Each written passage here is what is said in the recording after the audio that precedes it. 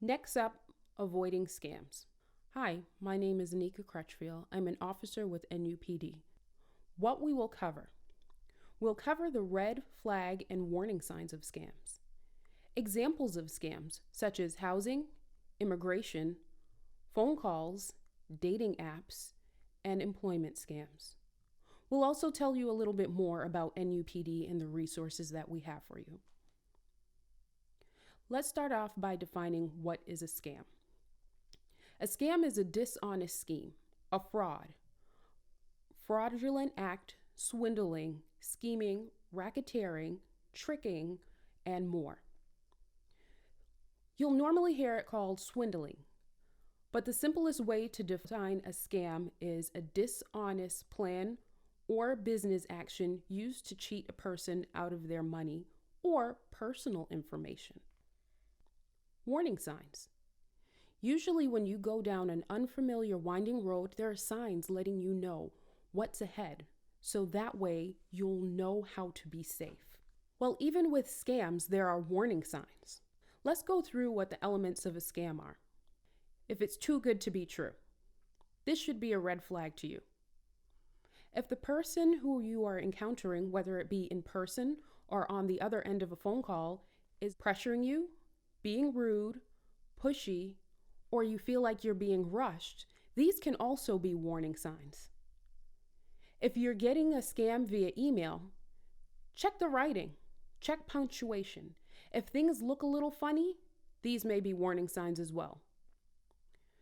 Not local or won't meet you in person.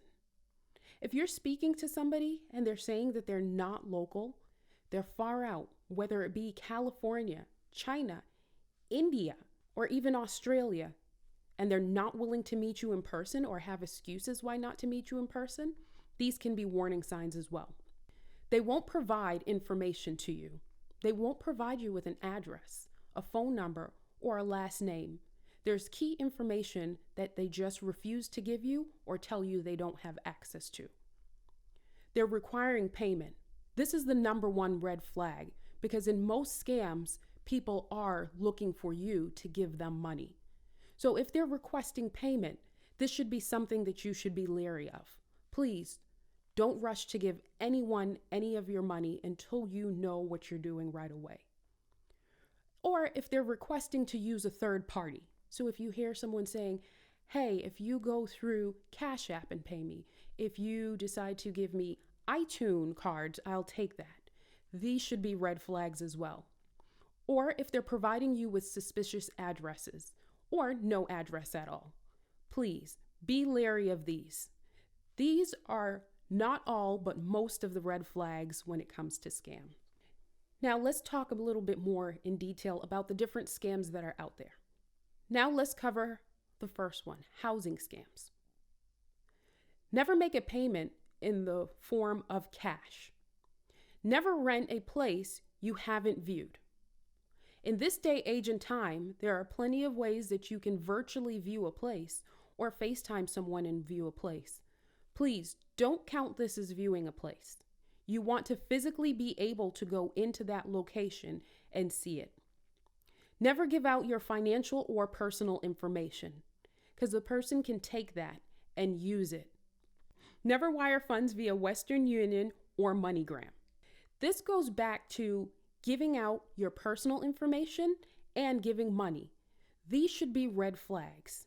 Keep in mind, if it feels wrong, it probably is. And also, if it sounds too good to be true. A lot of scammers, they'll post a place that is actually for rent or for sale.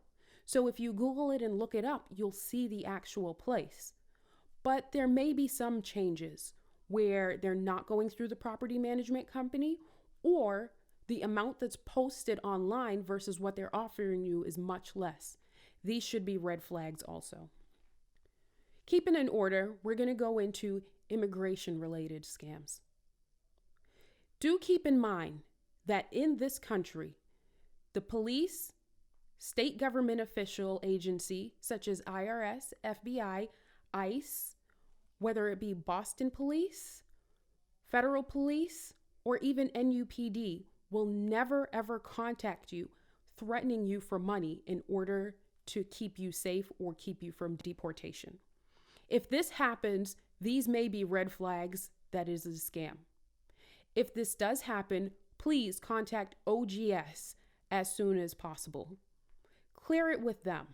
You would want to go in physically to speak to somebody or call the number that they have provided you. Do not call back the number that is calling you. Even if it says OGS and it is calling from a 617-373 number, don't trust it. In this day, age, and time, there are plenty of ways of spoofing a call, which is when you take the actual number and call somebody off of it. You want to make sure that you're actually contacting and speaking to somebody from OGS. So if you do receive one of these calls, feel free to hang up or tell the person you'll call them back later. And don't call them on a number that they provide for you. Find the actual number yourself. The government, law enforcement, or even a bill collector is not trying to take money for you in order to keep you safe. They'll give you chances where you can go in and go through the proper documentation of paperwork before you're ever deported. As we said, there's a way that people can spoof a call.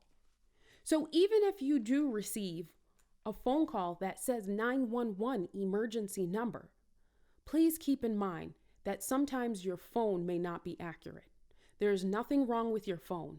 It's just a special system that people use so that they're showing you the number that they want you to see. If you do answer the phone, tell the person that you don't want to be contacted at all. It's okay to tell someone who is calling you asking for money how you feel. And if they are being rude or not complying with your requests, it is perfectly fine to hang up. One of the scams that has been very touchy for a lot of our students, but it's something that we have to share, is dating apps scams. Not all of these dating app scams come on dating apps. A lot of them will come as friend requests on Facebook, Instagram, Twitter, or even LinkedIn. If you're getting a friend request from someone who you don't know, chances are the person is going to be physically attractive. And they're sharing a little too fast, a little too soon, and asking for personal information from you. These are things that you should be leery of. One of the things that they may or may not ask you to do is create a video of you doing a little bit of things that may be looked at as inappropriate. Don't fall into the trap. They may try to use these videos against you. Or if they befriend you too soon and start asking for money. Or if they say, hey, we've been communicating for a few weeks now. I would like to be your girlfriend or boyfriend. That comes with you sending me some money. Please do not fall into this. If anyone is interested in you, they would be just interested in who you are as a person, not your date of birth, social security number, address, or any money. Employment. Now we are all coming to Northeastern because we hope to better ourselves and get jobs. One of the beautiful things about Northeastern is we offer the co-op program. With the co-op program, you may get offers for employment. Do keep in mind that a lot of the people reaching out to you may be scammers as well. If a recruiter reaches out to you saying that they have a wonderful job to offer you and you can start working right away as soon as you pay, don't fall into the trap. If it is someone who's actually interested in you and your skills, chances are they will not need money for you to start working with them. So never pay a recruiter or any online job or anyone who is asking you to pay for a job or employment. If a job sounds too good to be true, back to red flags, it probably is. Never give out financial information or personal information. There are some people who will request you online, but say, hey, we'll need you to fill out your financial information online. All we'll need is your name, date of birth, social security number, and address. This goes back to never giving out information to someone who you cannot meet in person. If this is an actual job, they will set up an interview and request to meet you in person. You'll meet before one person or a board of people who will go through your skills before they ever ask for your date of birth, social security, or personal information. If you are on LinkedIn, please make sure that you are keeping this information off of LinkedIn as well.